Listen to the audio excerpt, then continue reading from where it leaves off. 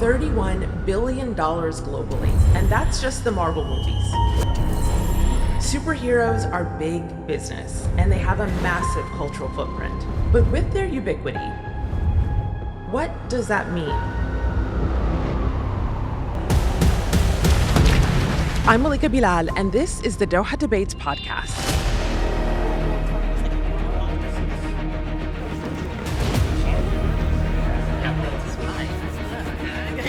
Three, two, one. When they asked me to write Black Panther, I didn't say yes immediately. I think superhero films solve a problem for the elite.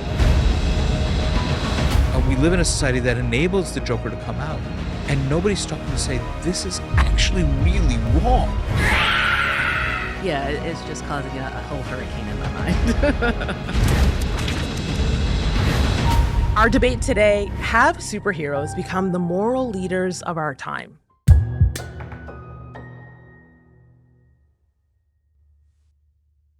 Joining me today is New York Times bestselling author Nnedi Okorafor, who's written issues of Marvel's Black Panther, as well as the acclaimed Binti trilogy. Welcome. I'd also like to welcome Hussein Rashid, a scholar of religion and pop culture who's produced award-winning work on what it means to be Muslim in America. He's also a comic book collector. Really good to have you here. And social critic and journalist Keith Spencer, who's written on topics from Silicon Valley to superhero movies taking over the world. Thank you all for coming. Nnedi, I'll start with you because you have firsthand experience as a comic book writer among your many accolades. What is a superhero and what makes them super? That's how we're gonna start with definitions. And this, I don't know. Definitions to me, they feel very limiting. So, I mean, what is a superhero? For me, the idea of a superhero is very broad. It is not based in DC and Marvel. Right. It's very broad. It's very grounded. So I guess to me, superhero is a character. I'll say a character because it could be a non-human, so I won't say human being. A character that has some type of ability, that's some type of powerful ability, who also has a sort of spiritual or moral obligation to use that ability for the greater good. Well, Yeah. Keith, as author of an article entitled "Superhero Films Are Bad for Democracy," what is a superhero to you? I think superheroes are distinguished by the fact that they have a unique capacity to exercise violence. They may not always be violent, but like the fact that they have that capability, right? That's sort of what makes them super. And they're essentially fulfilling a similar role to the military or to police. So they use this sort of capacity to do violence to have a kind of policing role in the world or in the narrative. Wow. Okay, Hussein, I'm going to kick this off to you because I heard moral obligation from one corner, Yep. and I heard the capacity for great violence in the other corner. So for you, when you hear superhero, do they offer moral guidance? Is that what a superhero is? So I'm so grateful for the question and the responses from both my panelists, because I actually have spent a lot of time thinking about what a superhero is and does.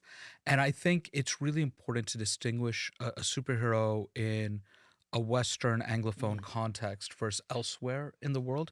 So 100%, I agree with Nnedi that, it's when we look at somebody like Superman, who Nnedi mentioned, this is somebody we tend to think of superheroes as people who have extra human ability, who then have a pro-social mission, like they want to do good in the world as a result of getting this ability.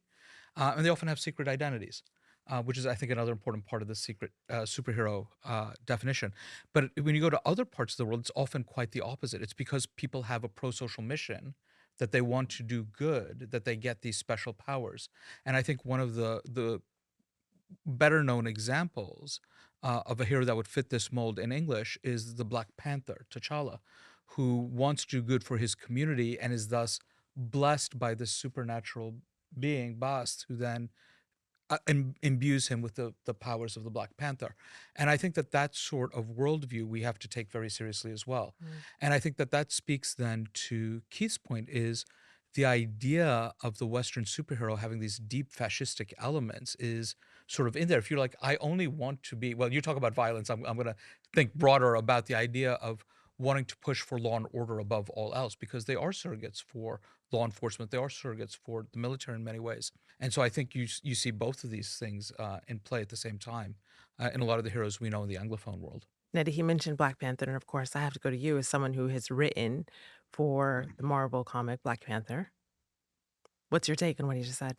He's a character that as he's the reason why I wrote him was because I really liked the way that T'Challa, we're talking about T'Challa because there are multiple Black Panthers, the way that T'Challa interrogated the idea of the superhero. That's one of the things that because I won't write just any superhero. I'm not into this idea of, oh, this character is really known. I just want to do that. I don't care about that. But T'Challa, he's a flawed, a flawed character who is battling with the individual versus the community. And he has strong things that he wants as a person. And then this idea of the community, who he is, the idea of noblesse oblige, and the decisions that he makes, and then how those decisions shift him, and those decisions that give him those abilities, and then he has to figure out what to do with those abilities. That's a very interesting type of superhero to me, where your choices kind of result in the abilities that you have, and you are capable of doing great harm, but you have this moral. You have an internal moral compass that guides everything that you do, but that leads to conflicts as well. And that was one of the reasons why I wanted to write him. I keep hearing the word moral compass, morality from this side of the table, and so I'm wondering what you think of that, especially given the issue we're here to debate on whether or not they offer moral guidance. Most of what I've written about superheroes, it relates to the films, right? The comics tend to have really different morals and political economy than I think you see in superhero movies. I mean, these are huge, big budget productions. The U.S. military is involved in a lot of them. But just in general, one of the main messages that, is repeated in a lot of these narratives is like superheroes operate extrajudicially, right? And I've been thinking about this a lot recently, just like superhero movies have really taken off in the last 20 years, right? There's been more and more produced pretty much every year. I mean, the last 5 years has been a little bit of a falling off, but and this is also the same moment in the United States in politics when like we're a more polarized country than maybe in like a century or so. I mean, it's interesting to me that political polarization and this sort of black and white thinking that you see overall, reflected in like the American polity is sort of mirrored in superhero movies. And I've wondered often, like, if these two things are related, if these two things are connected, right? The other thing, in a lot of the Marvel and DC movies, you have these moments where the superheroes are sort of fighting back against the state's desire to involve the judicial process, right? In some aspect of arresting and charging the supervillains typically, right? And that's like, they just want to go and enforce, what they see of as the right or wrong, moral laws. They want to enforce their own morality. And they, the courts and the justice system is sort of messy. They can just do it themselves. And I've wondered often, this is kind of mirrored in what we're seeing right now. And weirdly, I mean, this is, liberals maybe don't like to admit this, but I also think back during the Obama administration, right? Like when Osama bin Laden was when there was the mission to sort of assassinate him, right? There was no judicial process involved in that whatsoever, right? I mean, and it's like the Navy SEALs flew down and just shot him in the head, and I was like, wow, this is very similar to like a trope that you see in a lot of superhero movies. I think one of the things I really appreciate that point, Keith. I do wonder though, part of the reason I like to study pop culture professionally is because I think it is both aspirational, that is guiding us to where we're going to be, but it's also reflective of the society. It's it's the trailing edge of where the society is. So Yeah. is the authoritarianism that you're reading into movies, which I agree is there in quite a few of them, is that leading us? Is that making it more acceptable for our politics, or is it simply mirroring our politics? And again, I think I also want to point out, and I think just staying in the filmic world, because I do think comics are separate, but in the small screen version, authority is not to be trusted, law enforcement is not to be entrusted because they're also abuse of power. So how do people build and protect themselves? I think is also something that is part of that discourse too. Sure. Yeah. I mean, and I think it could be hard to say for sure. I mean, one thing I will say is like the films, particularly, right, superhero movies, and this applies to I think probably the majority of Marvel movies that they typically work very closely with the American military because the American military will give, and this is true about Hollywood in general, not Yeah. just superhero movies, but like the U.S. military will lend you their equipment and let you use and show shots with jets or planes or whatever. Uh, but they need to review the script, right? They need to have some control over the script and make sure that it portrays the military well. And they've admitted that a lot of superhero movies are like good recruitment tools, right? Particularly like there's like a Captain Marvel, right? Who is a character who is a fighter pilot, right, before becoming a superhero. And so there's definitely, I mean, regardless of other political questions, this relationship, there's definitely in a lot of superhero movies, like they are very overtly propaganda for the U.S. military, and they're intimately involved in the process. But then these movies are exported abroad and sometimes make more money abroad than here, right? So it's kind of this very interesting way for like U.S. empire to export its values and to show the world, oh, the U.S. military is good, or it's like maybe some questionable things happen on the road, but at the end of the movie, it's going to come out looking good, and American power is good and important. Well, it sounds like soft power, Nnedi. It looks like you want to get in, but I'm wondering if that's true, does that mean that we are outsourcing our ideas of morality to these big for-profit corporations? These things could never be done in comics. Ah, yeah. There's a reason why the comics are often so different from what you see in the movies. No one's swooping in to dictate, what we're writing and what we can and can't do, and the ideas that we can and can't interrogate. And the comics tend to be a lot more complex, and I think a lot of it has to do with that hands in the pot, like far fewer hands in the pot. But also those of us writing the comics, the way that we write them, it's like um, th- we're conscious of all of those things, Hmm. and a lot of times we're writing back to those things. Do you have an example of when you've been able to take the license to fight back against those narratives? Because I'm thinking of Black Panther in Yeah. particular. And in the movie, there's a CIA character. Historically, the CIA is not seen as a favorable entity, but in this movie, he's a good guy, Yeah. but the movie gets some digs in at him. So how are you able to push back? When they asked me to write Black Panther, I didn't say yes immediately Mm. because I don't like monarchies, you know, and then the concept of Wakanda in Africa. So there's all of that. Just didn't make sense to me. Like you've got this super technologically advanced, extremely wealthy African society. It's small and they choose to hide. They've chosen to hide for a very long time while all the things were going on in Africa, during colonialism, all of that going on. And that's very problematic. And then when they come out, their interaction is more with the United States than the countries around.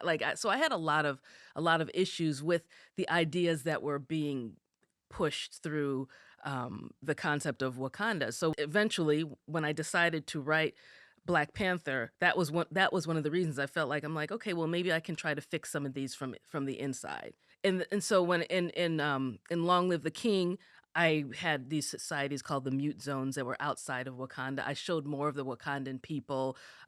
So you may have a monarchy, but you see T'Challa on the ground. He has to walk into a community on foot. Hmm. You know, so all of those things were very intentional. Hussein, I want to bring you in here.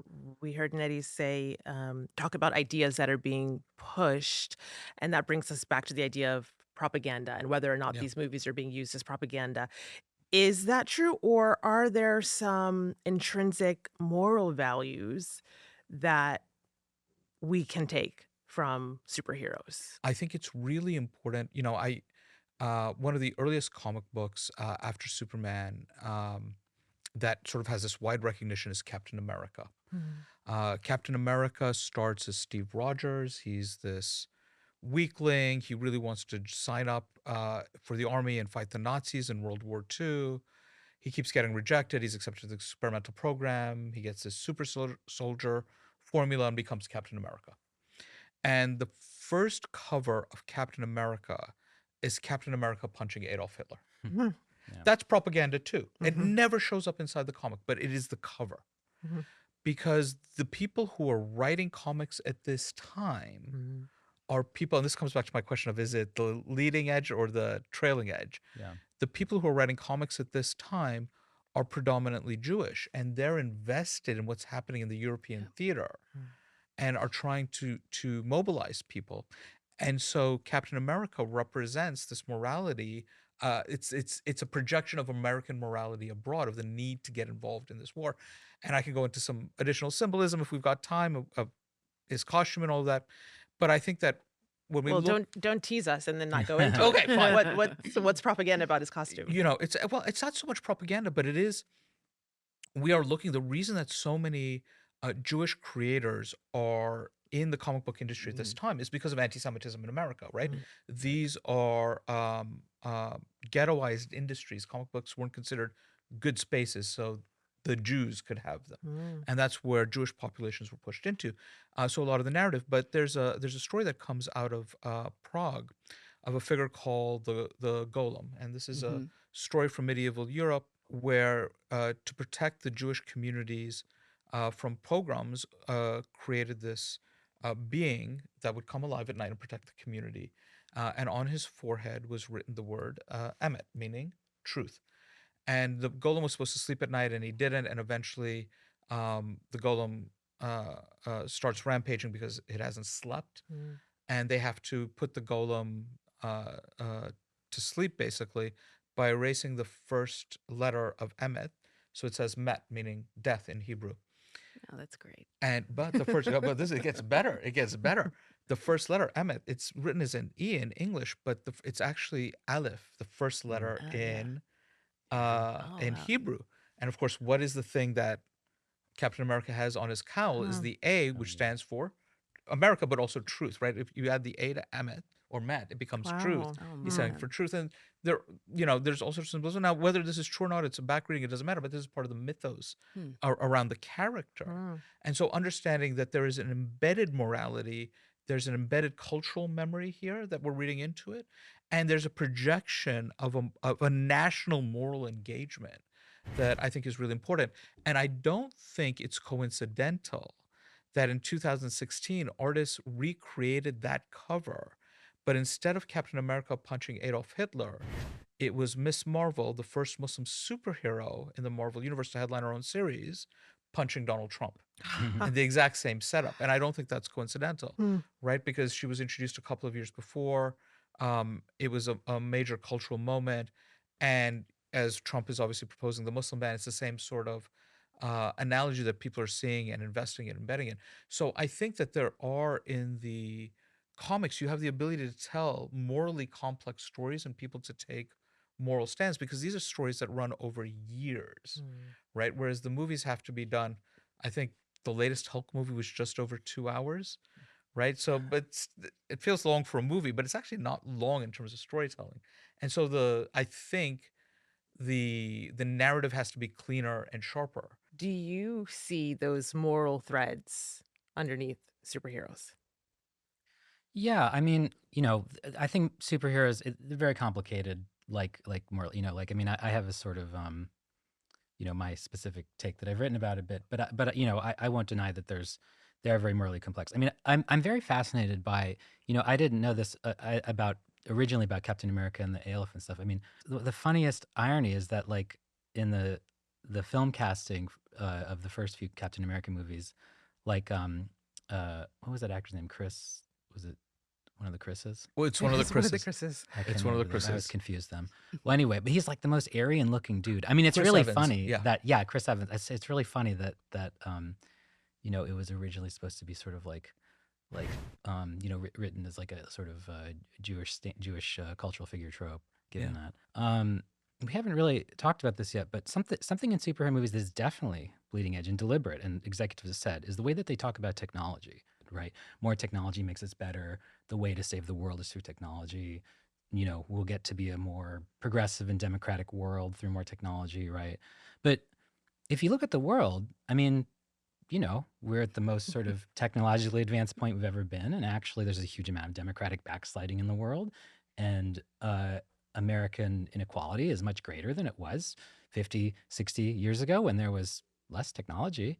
So, this idea that technology is what makes the world like better, what makes civilization better, I don't think is something that is necessarily true. Silicon Valley wants you to believe this, and you see this so much in superhero movies, like you know, like Iron Man, for instance, is you know it's a character with no powers. He's powerful because of his ability to use and Well, wield yeah. technology.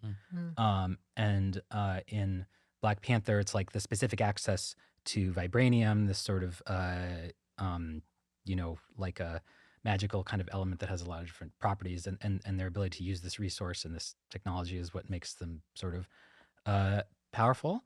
And you know, this is the thing that was very explicitly said by some studio execs at Marvel, was like, so we're on the third, or at least in the last 20 years, the third iteration of Spider-Man, Mm. right?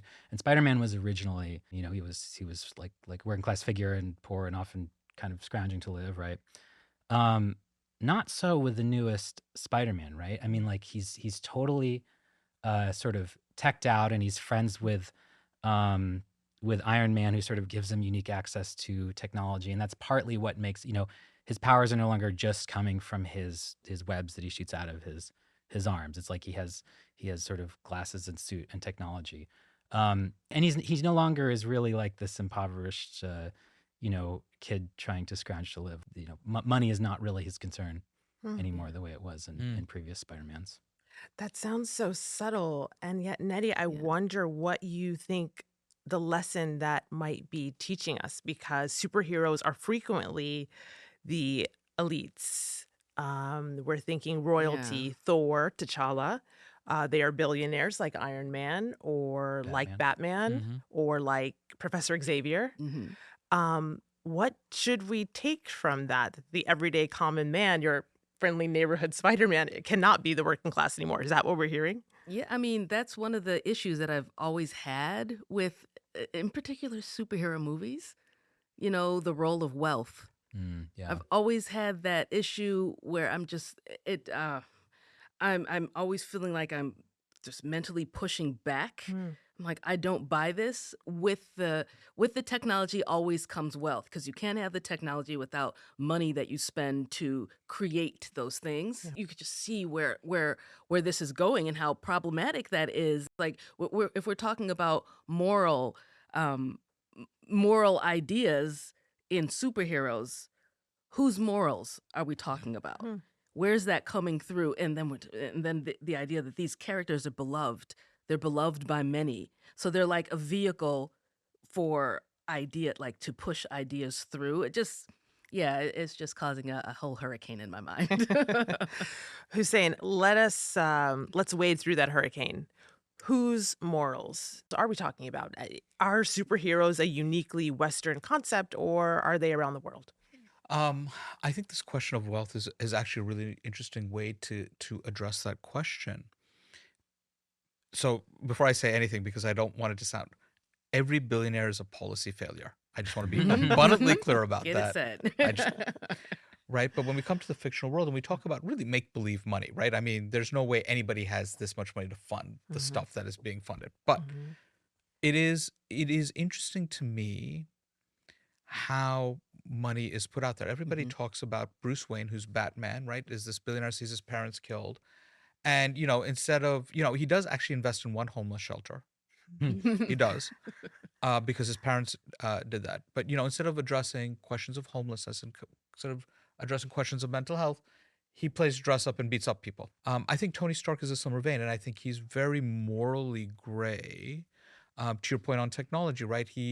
I think it's the second Iron Man movie, which is Age of Ultron, where he creates this artificial intelligence which wants to take over the world, and everybody's telling him, "Don't do it, don't do it," and he's like, Yeah. "But I'm rich, I can do it," and he goes Right. and does it. Bad consequences. Mhm. And then Professor Xavier, who heads the X-Men, takes his money to fund kids who don't have money, right? Wealth as enabling the heroism, right? So I think it Yeah, is yeah. interesting how we see this fictional money being distributed and being deployed in these spaces, because it is a question of, is it hyper individualism, or is it for communal good? And then the question is, for me, is still, if it's for the communal good, why do you have this much money to begin with? Sure.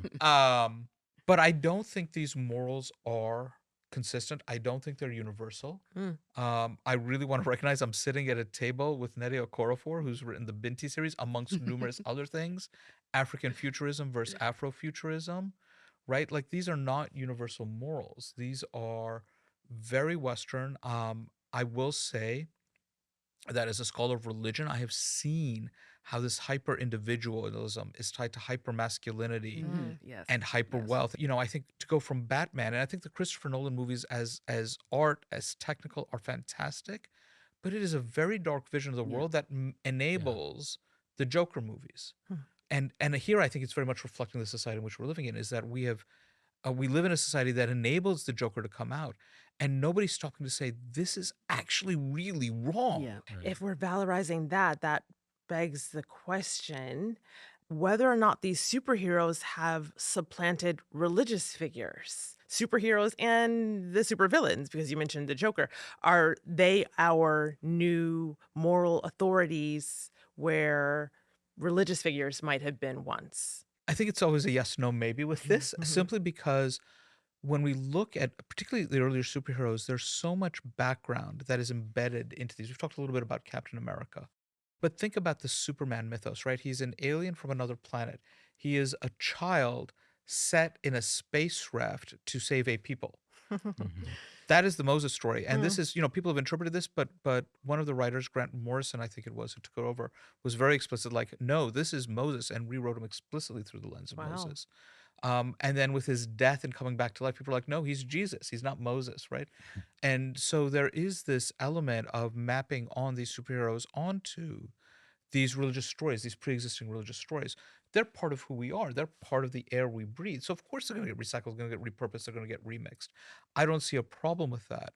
Um, I think that when they are taken as moral guides in and of themselves, because the stories we tell come with cultural baggage, they come with implicit knowledge, not always explicit knowledge. And I think the risk of treating these superheroes as moral guides rather than as moral reflections is that we lose some of that depth, that complexity. I was thinking back to what you were saying earlier about wealth, right? About, like, we were talking about a lot of superheroes, like, they're super because they can use their wealth to um, make super gadgets or something like that.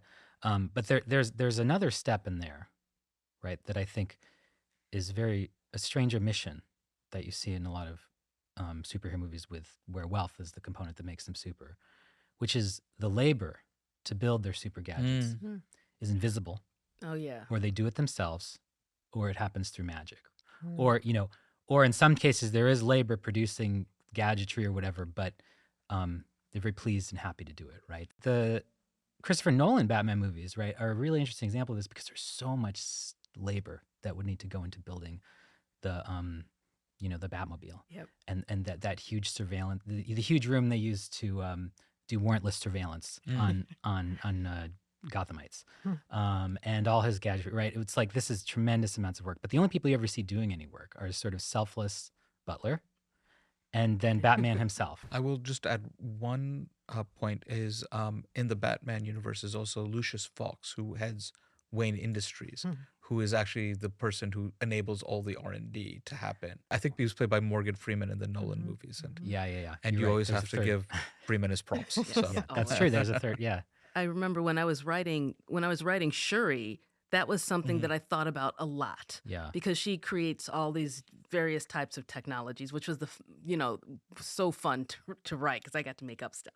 So she does that, but as I'm writing it, I'm like, and when you're writing comics, you already have a very limited amount of space. All I kept thinking about was she needs like 50 people that she should be working with, Yeah. you know? And then I want to write about those 50 people and what Mhm. their experiences are and then how they're interacting with like that's a whole part of the story that I couldn't get in there. For me, it just felt like the realism aspect was I was stretching things in a way that I did not like. And that's part of like writing novels. You can do that. You can just go Sure. off on a tangent and do all of that. But in comics you can't. And I was very conscious of that labor issue. So, in thinking of the masses who are not thanked and who are happy to work, there's no wage theft in the superhero Well, actually, there is.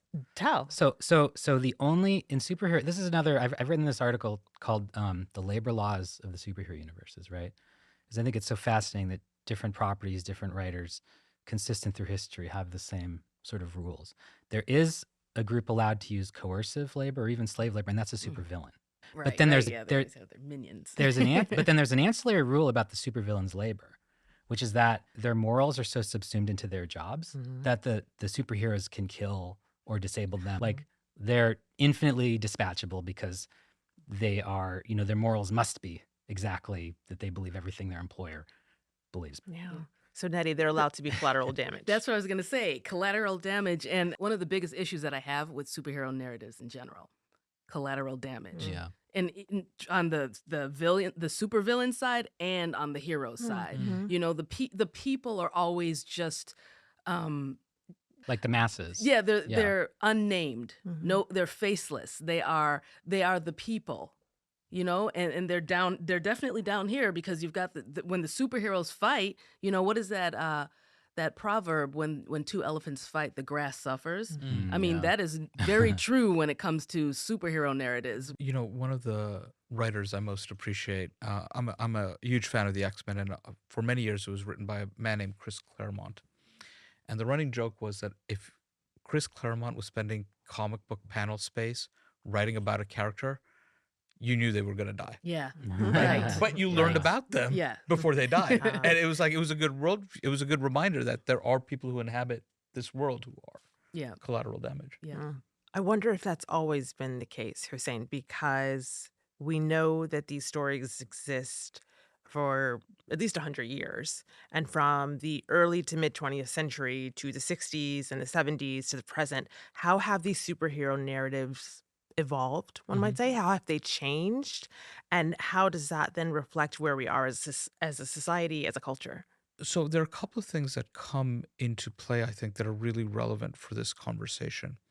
One is when we think about Superman, when he starts, he's not quite street level, but he's not the superhero we know. He's not, he leaps tall buildings in a single bound. He actually doesn't fly. And that is actually true. He gets this power boost. He gets this glow up power wise. But people were imagining this world where it is very simple. It's very good and bad. 1940s comics are this alignment to this point. If you are a Nazi, you are a Nazi, right? And like it's very easy. And I think that storytelling device persists. I think that's what contributes to some of this. But the Comics Code, which was a voluntary code that comics book publishers of the United States took on in the late 50s, early 60s, one of the things that they agreed to is that you could not kill anybody. You could kill monsters, you could kill Wow. vampires, you could kill werewolves, but you couldn't kill human beings. So, which is why you find a lot of antagonists in this era are robotic or android because it was safe to kill them and smash them. Right. And so there actually was a no killing clause. And I think, and I'm going to refer back to the X-Men because this is the franchise I'm most familiar with after Miss Marvel, is they still struggle about when is it okay to kill somebody and is it okay to kill somebody. They've definitely become more free with it. I think this visiting of superhero violence is is a real phenomenon, but there's still a moral question there. Whereas I think in other heroes, and particularly in the rise of the anti-hero, we're finding it much more acceptable for killing to happen. And I'll turn to the Punisher, Frank Castle. His origin story: he's a Marine. He comes back home. His family witnesses a crime, and they're going to testify, and they're killed to silence them.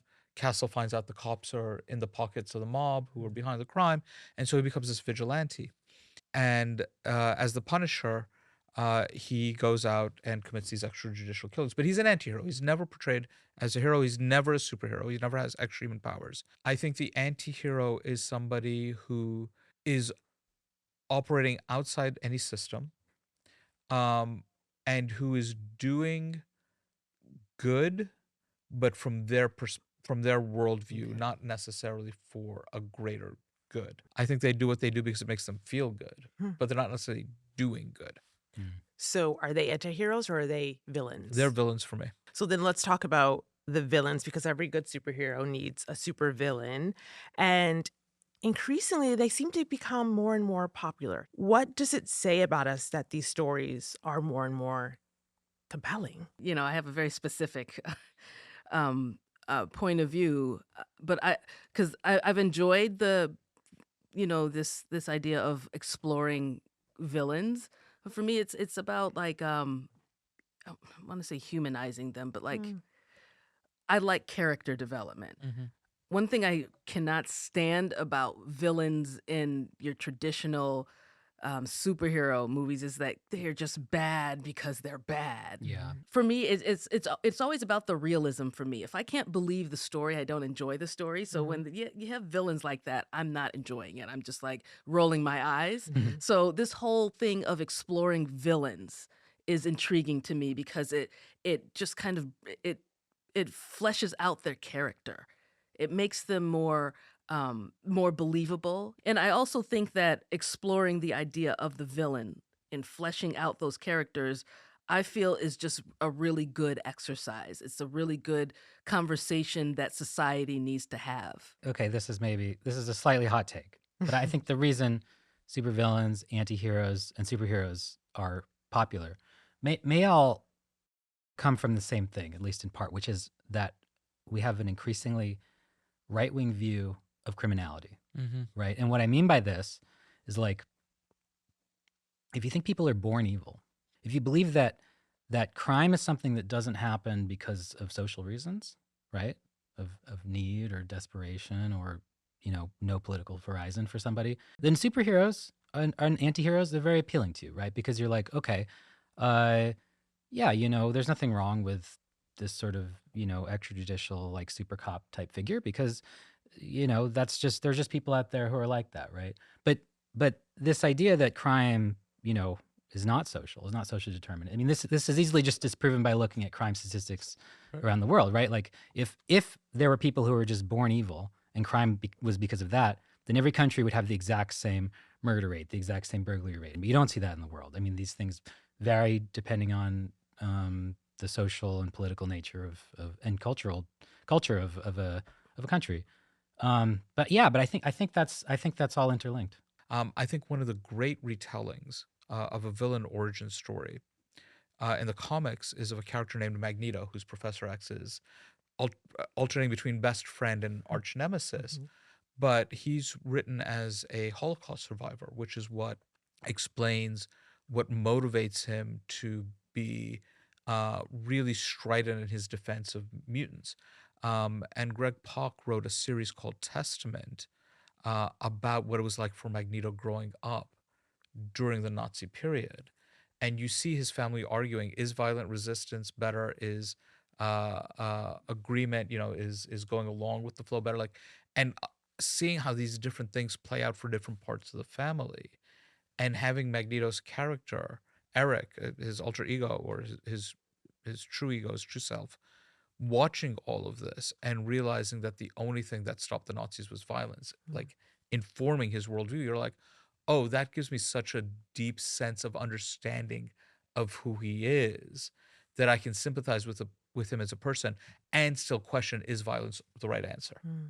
Right? Which I think is much more complex than what the Joker movie gave us. So, what problems are superheroes solving?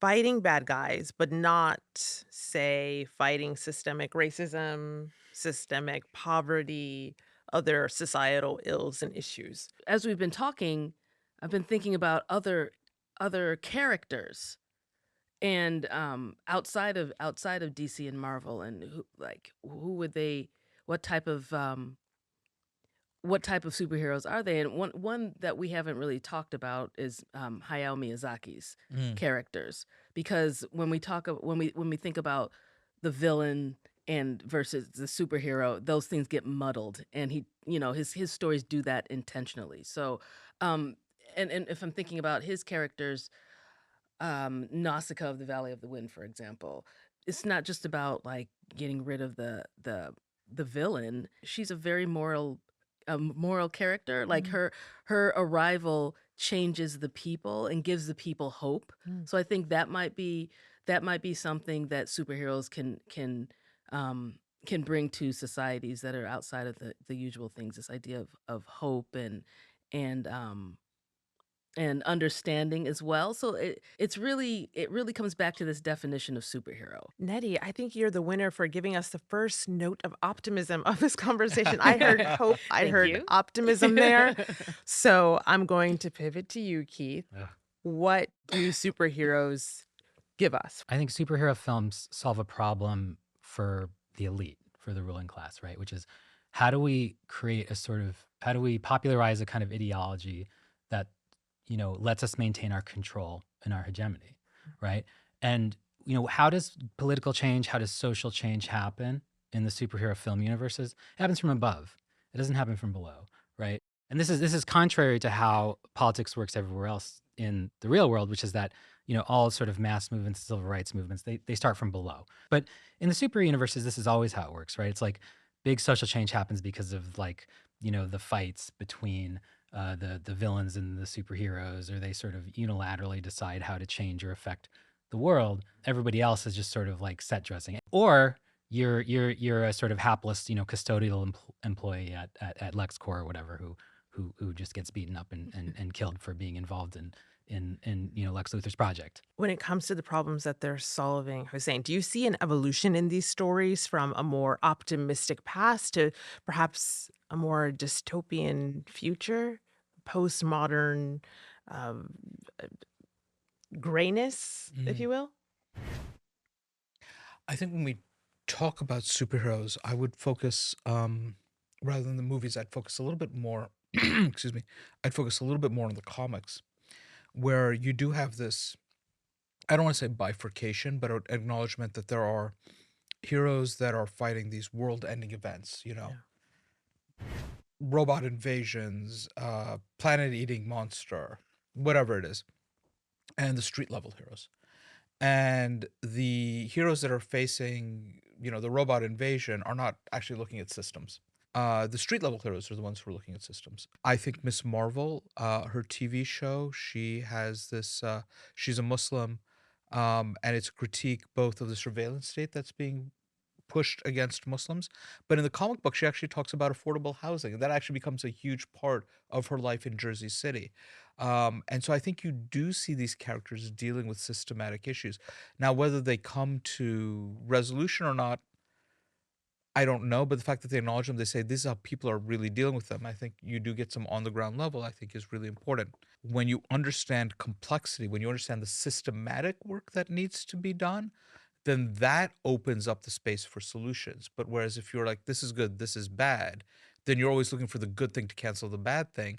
And the good thing is not always good for everybody. That's really what I think we're trying to be called into through this. Nnedi, I'll pose this to you. If you think that representation, seeing characters like Miss Marvel, seeing Muslim characters, Black characters, more female characters, economically marginalized heroes, seeing them on the screen, seeing them on the page, does that solve some of the issues that we've raised here today with the genre? If you have characters that have not been represented much prior, now represented, and they're still doing the same thing, it's like it's addressing it, but it's not it's not solving it. So it's so representation isn't the only key. Like it's not the only piece of the puzzle that we need. And I also want to say that representation is not the same thing as replacing. And I'm Hmm. always talking about this because I personally don't like the replacing thing. Tell us what you mean. Um this may be a controversial thing. But like I don't like the idea of rewriting characters. Mhm. Hmm. To And be a to be different a race different or culture or whatever, background. different race, different gender, different I'm not a fan of that. I am a fan of adding, Mm. not replacing. That's what Miss Marvel was great with. Representation can solve an issue if it's real representation, if it's not just cosmetic, where we see the family, we see the where they live, we see the philosophies that come with the culture and how that shifts the point of view. And I can say this as a storyteller, point of view is part of the story.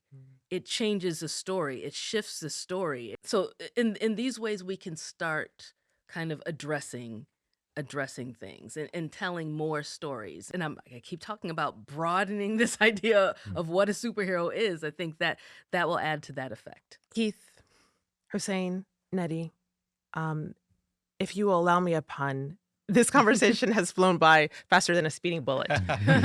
But we are almost at the end because our time is up. So I want to end with an adage. Show me who your friends are, and I'll tell you who you are. Hmm. I want to tweak it a little bit for the purposes of this debate that we just had. Tell me what your superpower is, and it just might tell us who you are. I'll give that one to you first. What my superpower is. Yeah. I actually think I would choose time travel. Mm. I want to see what the future's like, and I want to see what the past is like, right? And I, I think that I sometimes think, as like a sort of cultural critic or social critic, I wonder how knowable is the past, how knowable is the future, how much can we predict? Like, probably a lot of what I think we think from reading about the past is wrong because we're not there. The better to critique the present. Thank you for that. Hussein, your superpower. Oh, I get asked this a lot. And I think the point I've come to in my life is I don't want one because I can't imagine me not being tempted to use it for the worst possible outcome. The supervillain in you would The come super out. villain in me would come out. And I think, I think I am quite happy just being plain old me trying to figure out who I am before I get the juice. Nnedi. Fair enough. Flight. It's going to be the most cliche one out there. It's what I do when I am lucid dreaming. It's flight is just there's a freedom to it. It's probably something that I have dreamt of and wanted since I was a kid. So I'm just going to go with the one that's very obvious. I like it. Well, because I asked you, I think I should give my own. I want it to be an invisibility cloak. I think it would help with my journalism. Totally. So Great I'll scoops. pick that one. Nnedi Okorafor, Hussein Rashid, Keith Spencer, thank you so much for this debate. I think we found disagreement, we found common ground, and I learned things. So I really appreciate it. Thank you. Thank you. Thank Thank you. you.